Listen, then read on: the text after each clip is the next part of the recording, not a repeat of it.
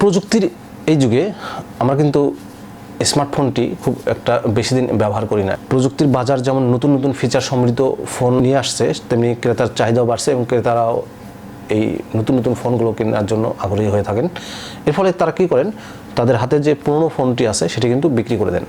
আর এই ফোনটি বিক্রি করে দেওয়ার আগে অবশ্যই আপনাকে ফ্যাক্টরি রিসেট দিতে হবে। আর এই ফ্যাক্টরি রিসেট দেওয়াটা কিন্তু খুবই জরুরি একটা বিষয়।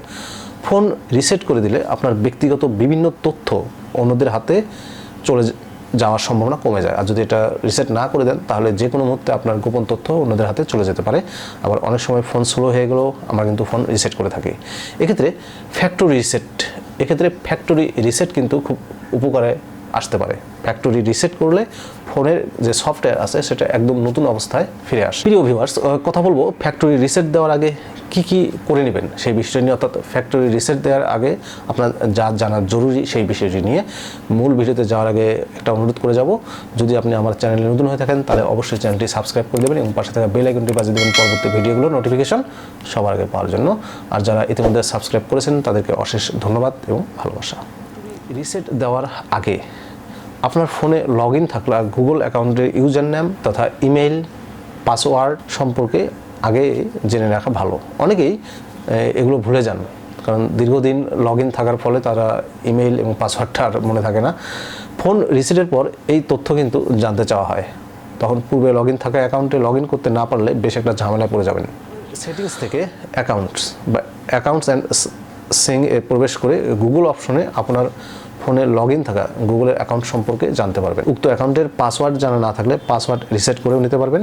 এছাড়া গুগল অ্যাকাউন্টের পাসওয়ার্ড রিসেট করার 24 ঘন্টার মধ্যে ফোন ফ্যাক্টরি রিসেট করা থেকেই অবশ্যই বিরত থাকবে। আরেকটি কথা না বললেই না, সেটি হচ্ছে ফ্যাক্টরি কিন্তু সকল ডাটাটা ডিলিট হয়ে যাবে। তবে গুগল অ্যাকাউন্টে এসব ডাটা ব্যাকআপ নিয়ে রাখলে সেক্ষেত্রে আপনার ফোনে থাকা অ্যাপস এবং কন্ট্যাক্টস ব্যাকআপ হয়ে থাকে। তাই ফ্যাক্টরি রিসেটের আগে প্রয়োজনে গুগল অ্যাকাউন্টের ব্যাকআপ নিয়ে রাখবেন। ফোন, ছবি, ভিডিও বা অন্যান্য দরকারি যেগুলো ডকুমেন্ট বা ফাইল থাকবে সেগুলো পিসিতে বা ক্লাউড স্টোরেজে ব্যাকআপ রেখে দিতে পারেন। গুগল ফটোসে আপনার ছবি এবং ভিডিও আপলোড করে রাখতে পারেন, আর গুগল ড্রাইভ এবং অন্যান্য ফাইল ডকুমেন্টে ব্যাকআপ করে রাখতে পারেন। এছাড়া আপনার কম্পিউটারে তো এসব ডাটা অবশ্যই রেখে দেবেন।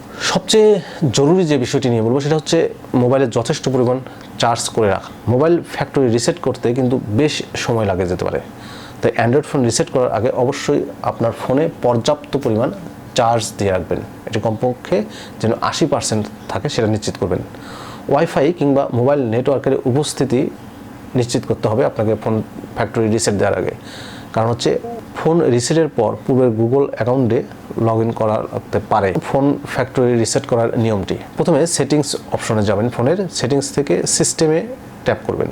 সিস্টেমস ট্যাপ করার পর রিসেটে ট্যাপ করবেন। রিসেটে ট্যাপ করার পর ইরেজ অল ডাটা তথা ফ্যাক্টরি রিসেট এই অপশনটি সিলেক্ট করে দেবেন। এটা সিলেক্ট করার পর ইরেজ অল ডাটা এই অপশনটিতে ট্যাপ করে দেবেন। ফোনের পিন যদি জিজ্ঞেস করে আপনাদেরকে তাহলে অবশ্যই পিন নাম্বারটি দিয়ে দেবেন।